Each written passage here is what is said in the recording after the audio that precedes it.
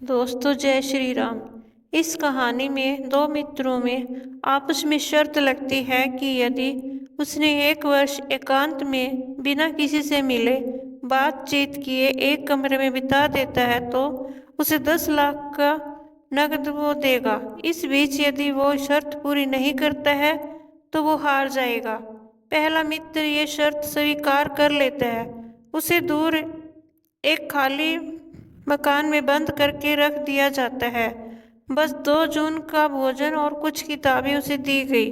उसने जब वहाँ अकेले रहना शुरू किया तो एक दिन 2 दिन किताबों से मन बहल गया। फिर वो खींचने लगा। उसे बताया गया था कि थोड़ा भी बर्दाश्त से बाहर हो तो वह घंटी बजा के संकेत दे सकता है और उसे वहाँ से निकाल लिया जाएगा। जैसे जैसे दिन बीतने लगे उसे एक एक घंटे युगों से लगने लगे।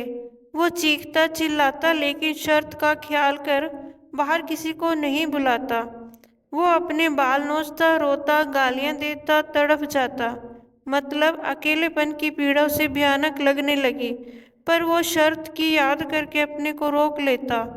कुछ दिन और बीते तो धीरे धीरे उसके भीतर एक अजीब शांति घटित होने लगी।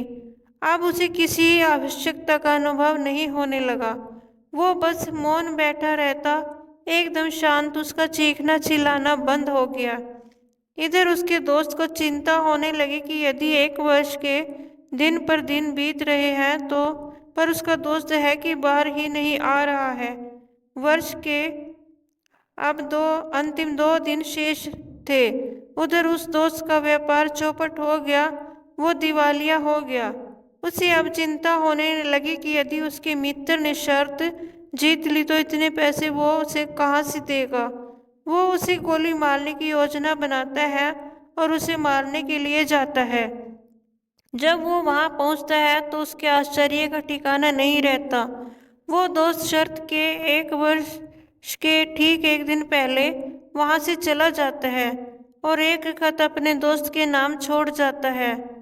खत में लिखा होता है, प्यारे दोस्त, इस 1 वर्ष में मैंने वो चीज पा ली जिसका कोई मोल नहीं चुका सकता।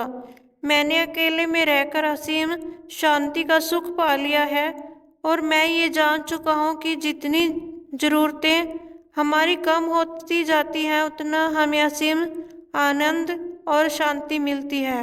मैंने इन दिनों परमात्मा के असीम प्यार को जान लिया है, इसलिए मैं अपनी ओर से यह शर्त तोड़ रहा हूँ। अब मुझे तुम्हारे शर्त के पैसे की कोई जरूरत नहीं। इस उदाहरण से समझे कि परीक्षा की घड़ी में खुद को झुंझलाहट, चिंता और भय में न डालें। उस परमात्मा की निकटता को महसूस करें और जीवन को नए दृष्टिकोण से देखने का प्रयत्न कीजिए।